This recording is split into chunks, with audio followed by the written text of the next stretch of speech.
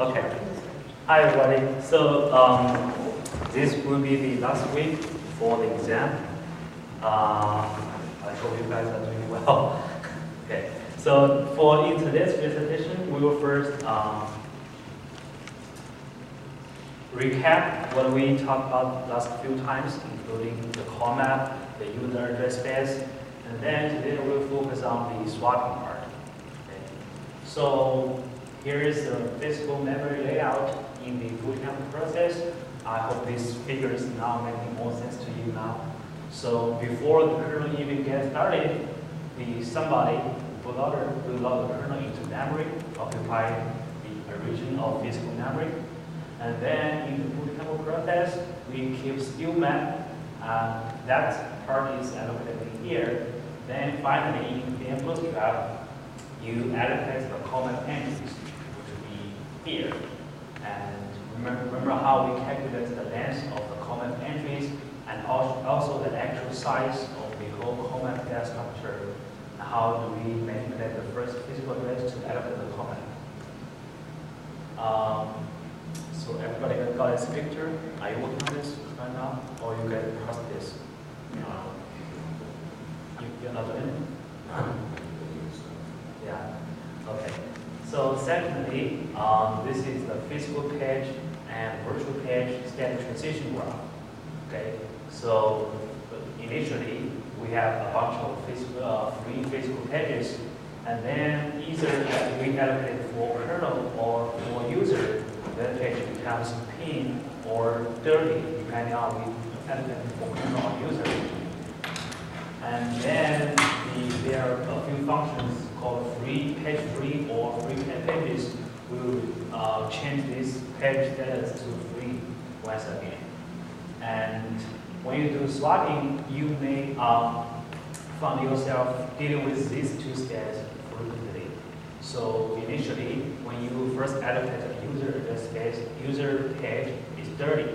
Now, if you would run out of kernel, run out of physical pages, you may want to swap out some pages.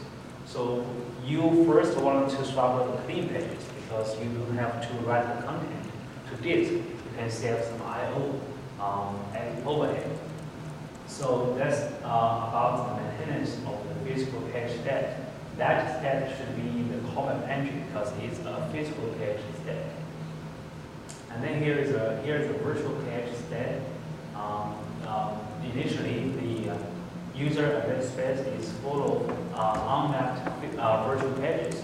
And then when the user starts executing, the user touches some virtual pages, you allocate a physical page for that virtual page. So that virtual page becomes mapped. And later on, when you do swapping, that virtual page becomes swapped state. So this state should be stored in the page table, right? Because the page table determines the state of a virtual page. Here is the MIPS hardware memory management unit. So the takeout from this slide is that not every virtual addresses the translation is goes through TLB. Some of them are. Some of them in the kernel user segment are using the TLB for the translation. But there are some virtual addresses that the hardware will directly map them into physical memory without querying the TLB. So this is the kernel segment 0 we will use for this project. Here is a page table, so you have a few options. You can either use plain linked list to maintain all those page table entries, or you can use a typical two-level page tables, page directories and page tables to maintain it. Here is user address space functions or interfaces.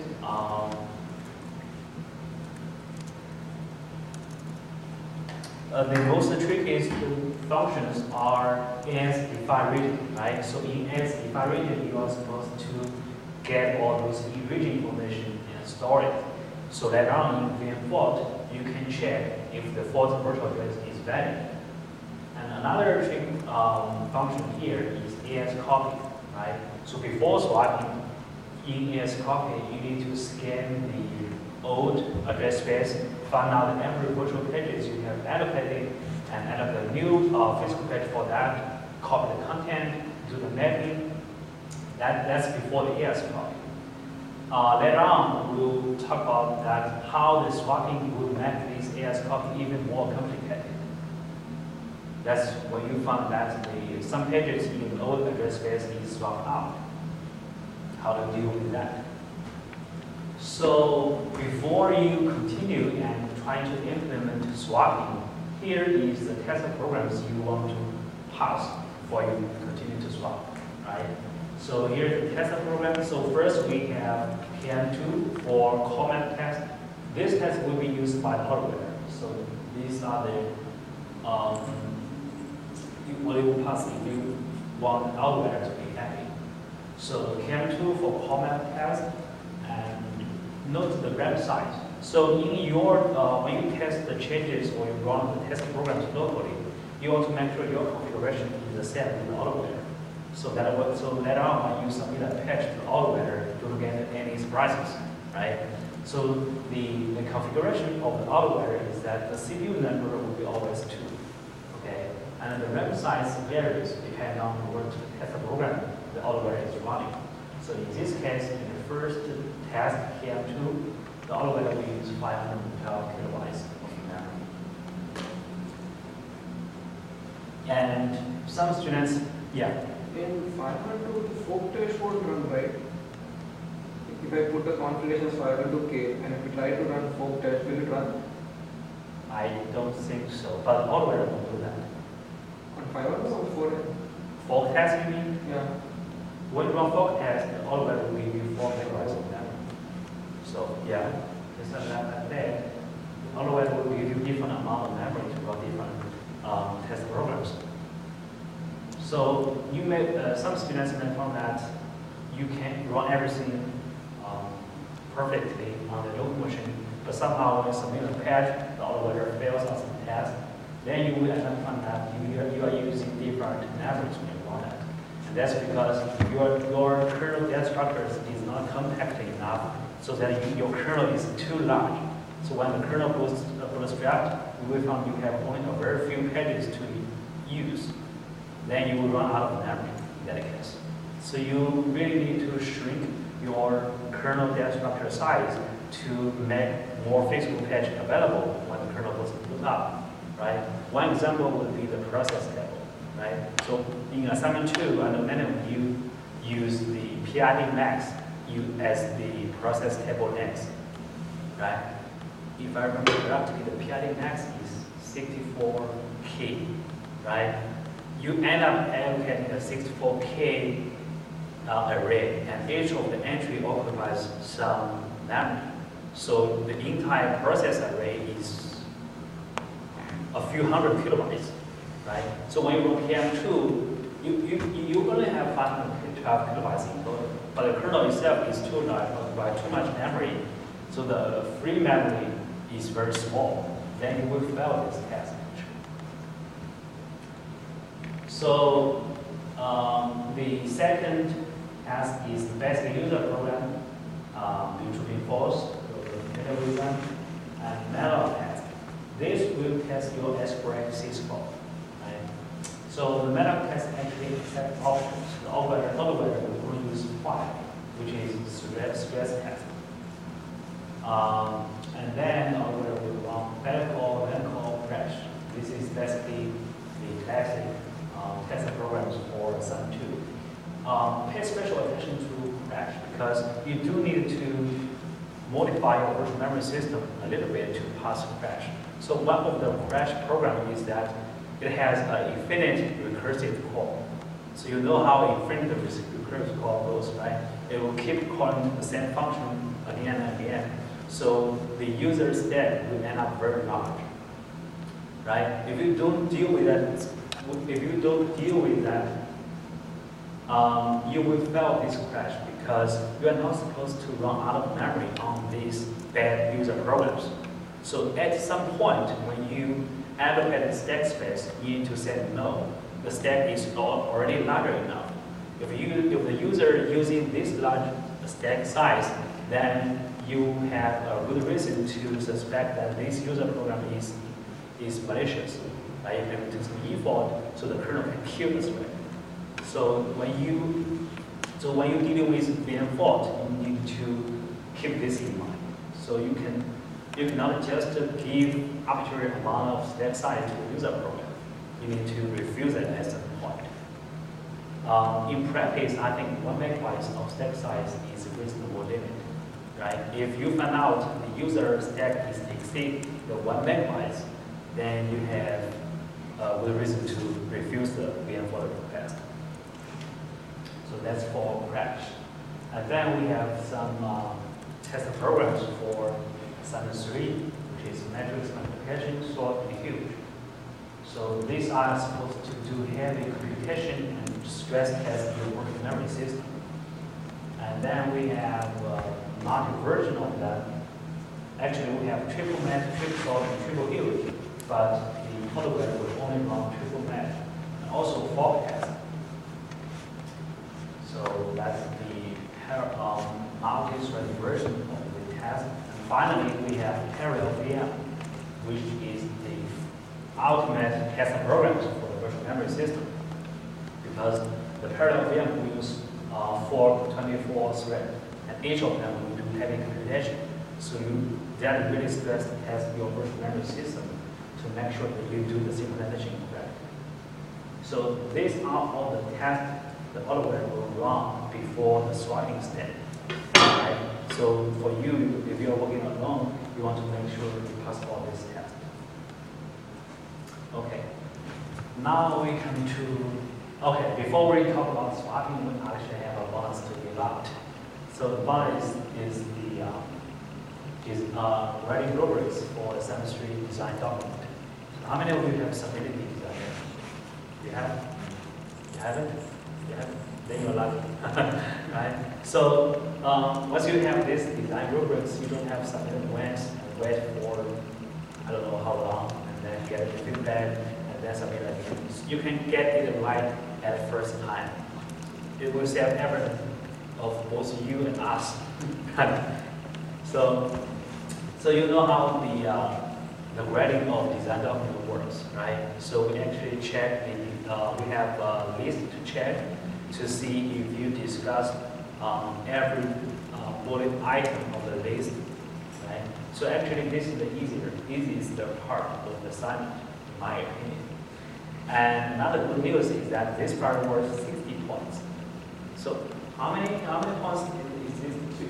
60, right? So the design document is actually equal to this part for this one, right? So if before the deadline is next Thursday, right?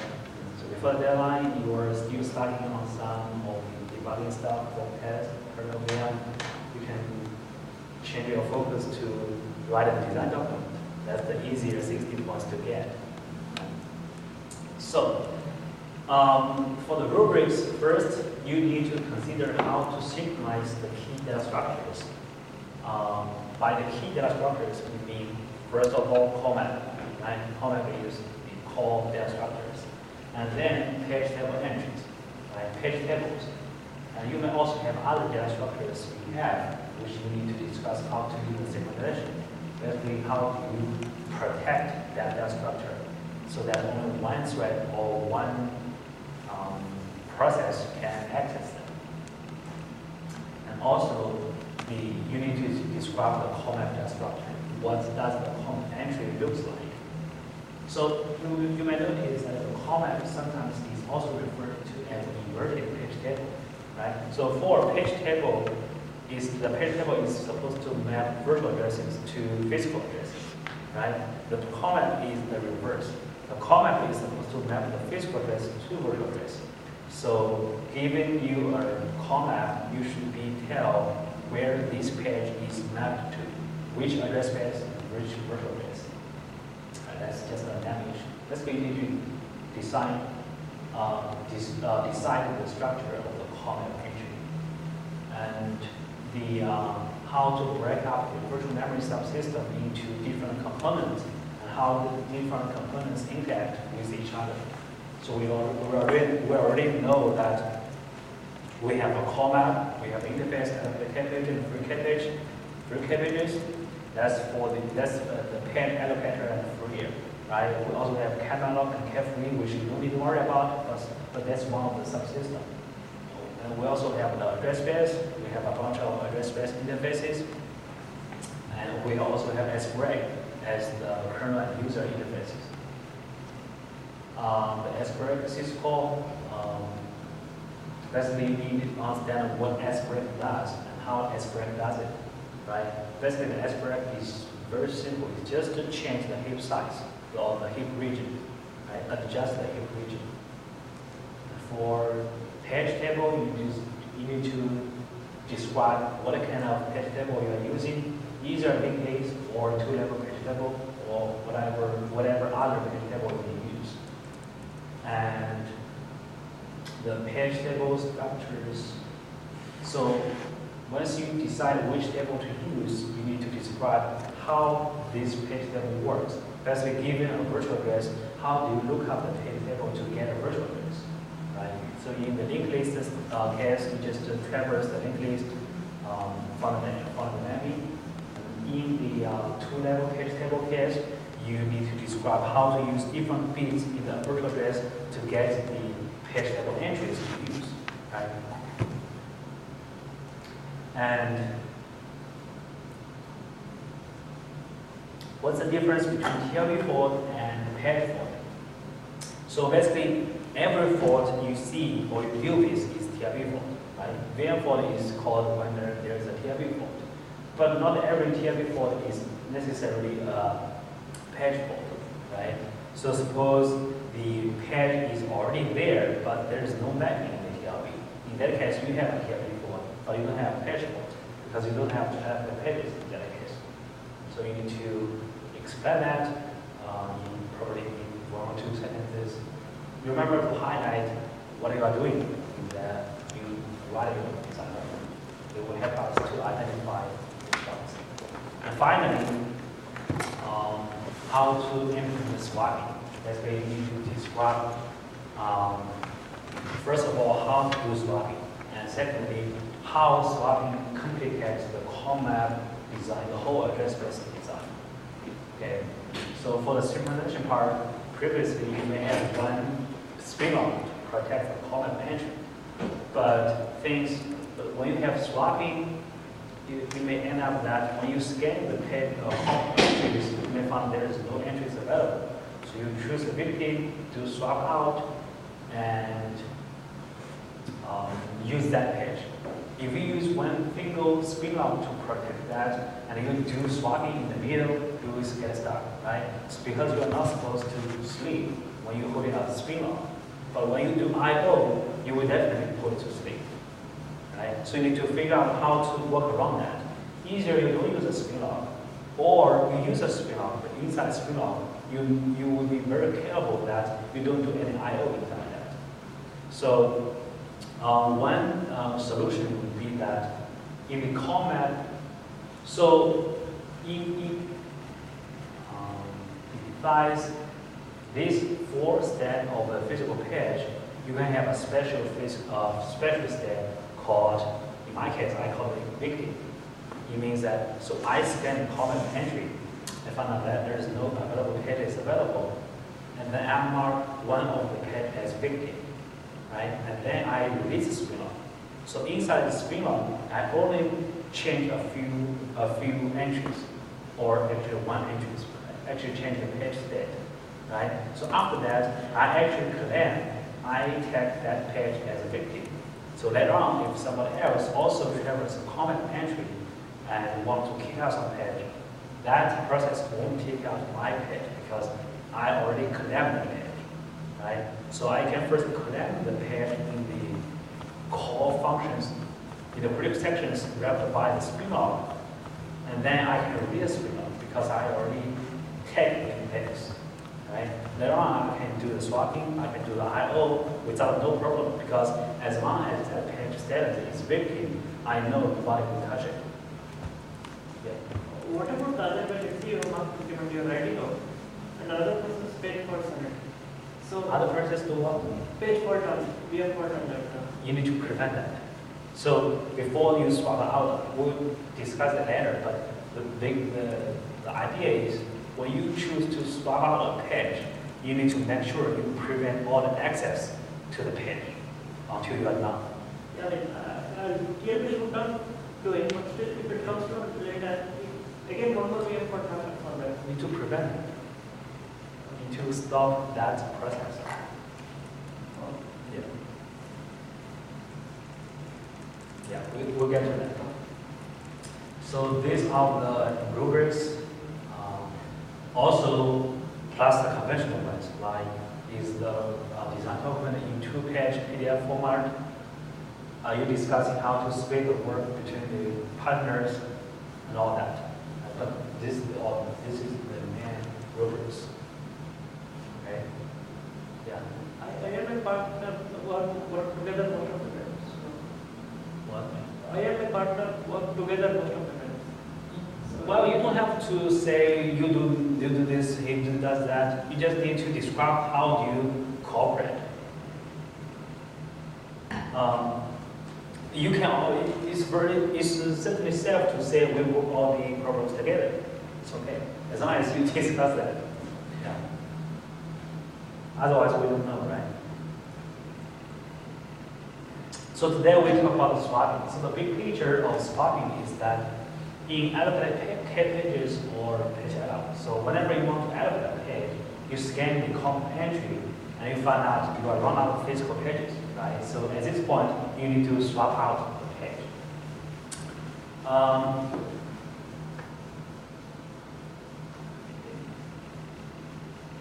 And then later on, after you kick some page out, the other process you want to access that page, right? So we trigger a VM fault because you have shoot up the TLB entry.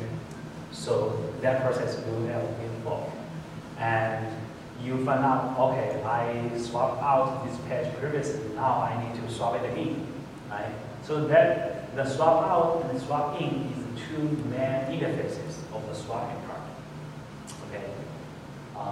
And also note that in the process of swap in, you may end up need to do a swap out in the middle. Because if you do swap in, you need to first have a page to use, right? To contain the swapped content. So in swap in, you need to allocate a page, which may trigger another swap out. Right? So swap out is not that easy as you have imagined. So the main part is, of course, we need to write a page from memory to disk. But when you do the actual swapping out function, you want to ask yourself these questions. The first of all, where to store the pages, right? Certainly it's disk, but we have two kinds of disks. Well, actually, in this project, we have two disks. One has a file system on it, which is EMU FS0. Another is a raw disk. So you need to choose one location to store the swapped page. And then, how should I notify the owner of this page? Right? You cannot just swap out some page without telling anybody. Okay, you need to notify the other process that you have swapped out this page. And then, where should I find this page in the future if I need this page? Right? You cannot just write this page to some arbitrary place in disk and say you're done. Right? You need to keep that information so later on you can read the page back into memory. So about swapping storage, you have two options, right? The option one is in your normal file, which you're already familiar with. If you have done your assignment too, basically you just open some normal files using VFS Open, which is some arbitrary file names, and you just read and write that file. So that's the option one. The second option is you use a raw disk, because the file system has a certain overhead, right? In this case, you don't need to really need all the features of the file system. You don't need directory, you don't need inode, all that. You just want a place where you can read a lot of pages. So every read and write, you know exactly where you want to read and write, right? So the raw data may be ideal in that case. So if you take a look at the configuration file, you will notice that we actually define two disks. One is the disk 1 and disk 2. The OS 161, we use one of them as the disk file system. Another is left unused. So I believe the unused one is the first disk. So you can change the RPM of that and sectors, the size of the disk. So the right way to open the disk is the same you would do to open a file. That's everything in this OS is a file, right? So you use VFS open, but with a special file name, which is local hard disk 0 raw. So you want to write the raw disk, and permission is rewrite and all that. So you get a window. So later on, you can use this window to do warp write or warp read on that. And you may find the UI OK need to be handy because in this case, you really want to do kernel I/O. So previously in ASST3, what you really want to do in read sysread and syswrite is user I/O, right? So that's why you have a function called UI unit. So in this case, you actually want to do kernel I/O. So you don't have to have any special functions, just use UI OK. And so now the next part is notify the owner. So remember that why we store the ASST3 and virtual address in the comment entry, right? This is exactly the reason we want to notify whoever has the page that this page has been swallowed out. So first of all, we need to prevent the access to this page, right? Why is easy? Because you don't want to others process access this page while you are swiping up, right? You want to freeze the state of the page, write this content to disk. Otherwise, in the middle of the swiping, other process will touch the page, it may change the content of the page, right? So you don't want that to happen. So that's why we want to prevent access to this page by any processes.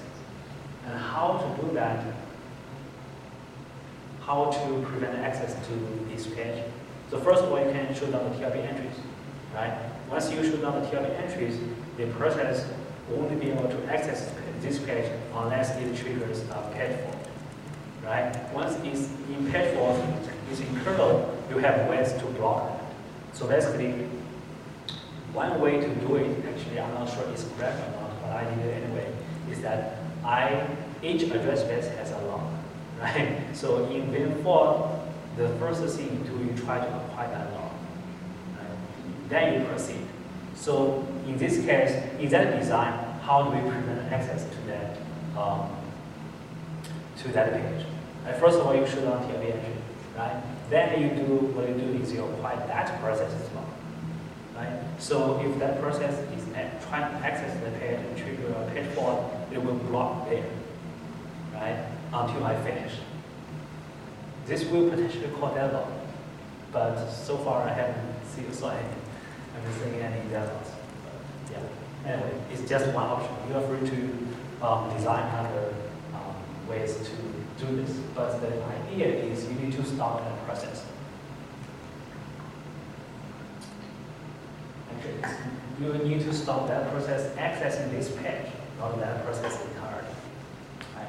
And then you want to kill the TLB entry. Actually, this is the part of the first step. You want to prevent access to the page. So the thing to note here is that you not only need to shoot down the TLB entry in the local CPU, but you may want to shoot down TLB entry in every CPU. In case you don't know where that process is. If you know where the process is on which CPU, you can just shoot down the TLB entry in that CPU. Right? If you don't have that information, it would be safer to just shoot down every CPU's TLB entry for that virtual address. Right? You can take a look at this function defining thread.c. You will want to come up with similar functions, but shoot down every CPU's TLB entry for that virtual address. And then write page content to this. Actually, this is the most simplest part of it. Just use view rewrite. and then update the page level entry. That process is page level entry, indicating that this page from now on is swapped out. Right? So if that whole process is blocked at the very beginning of the VM fault, after you release the log at the end of the swap out process, we find out, oh, this page is swapped out. Now we need to swap it in. Right? It's kind of a ping pong, but it's correct. The performance will be bad, but it won't cause any problems. Okay. Any questions on this? How did you protect the border? Spin-off. But spin-off won't work in KFree, right? I mean, yeah. Carefree? Sorry. Spin-off won't work when you're swapping out, right? So, yeah. So the thing is, while you are holding a spin-off, you only do in-memory stuff. You don't do swap out. But you just put some placeholder there so that later on, other processes cannot touch your patch. So once you choose the victim, right, first you need to swap out that patch, right? But you first mark that patch as a victim. So because you run all the code, later on when another process comes in the patch as function and found out the patch is victim, it will not use that patch as victim again. It will choose another victim. Right? So inside spin-off, you don't have any I/O. You just change some variable in memory. And then you do the swapping outside of the spin-off, create a section.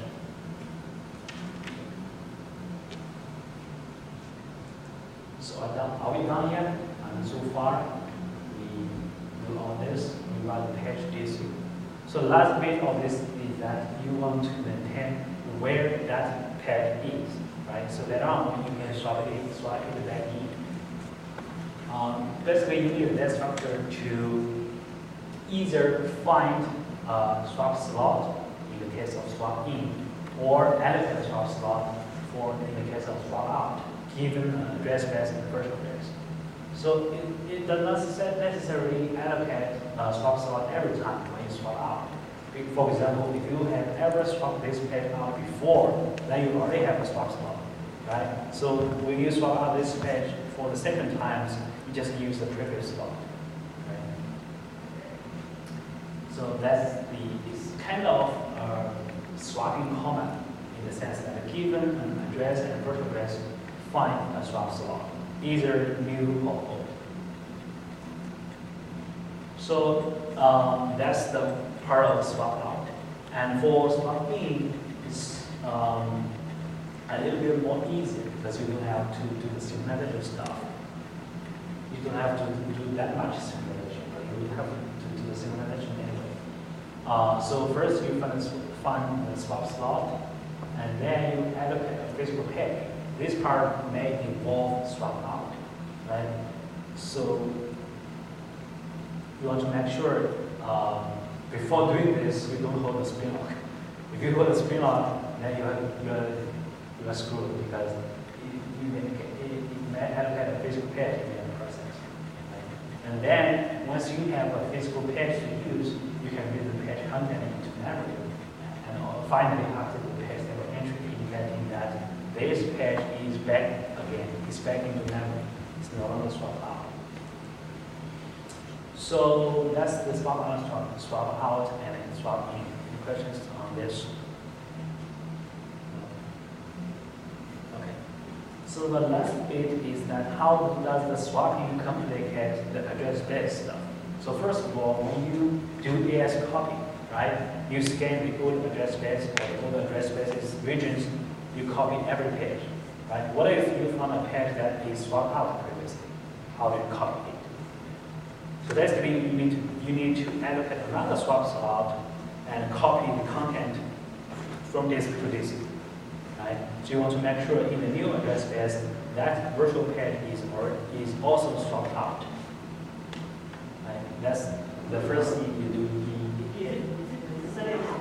Can't you just create one page or create? You can, but you don't have to right now. So if you find a lot of swapped pages, that's a good indication that the memory is highly overloaded. You don't want to allocate pages in memory. How do you write from disk to disk? Read disk from disk to memory, from memory to disk. Basically, have a buffer. Yeah, that's a trick actually. So in that case, you do not want to allocate a page buffer, because if you find out the old address space is full of swapped pages, like I said, the memory is overloading. If you do a catalog of a page size, you will be screwed because that always swap out again. So what you want to do actually, when I did it, the way I did it is that you declare a static buffer, which is page size. And that buffer is pre-allocated in the very first region of the physical memory, right? So you always have a page buffer. So when you do this copy, you first read the page content to the page buffer you allocate it statically, and then copy, write that content to disk. So in the process, no camera. You do not want to do camera in the process. Okay. Then in ASST3 joy is quite simple in the sense that you just need to find out which pages are swapped out, and then you destroy the swap slot of that page. Okay. That's basically what I got for swapping. Yeah. In case of swapping address space, AS copy, we are having to allocate k-malloc this part, the page table entry. For that we are having to do k-malloc. That's probably okay, as long as the data structure is not very large. Yeah. What do you want to avoid is k-malloc a page. If you want to just k-malloc a few hundred bytes, that should probably be okay. It's just more information. So theoretically, it should be okay to k-malloc a page in that, because k-malloc should work. But yeah, it's a complicated design. Any questions? If no, then that's it for today. Yeah. We'll stay here until 4:50 to answer questions.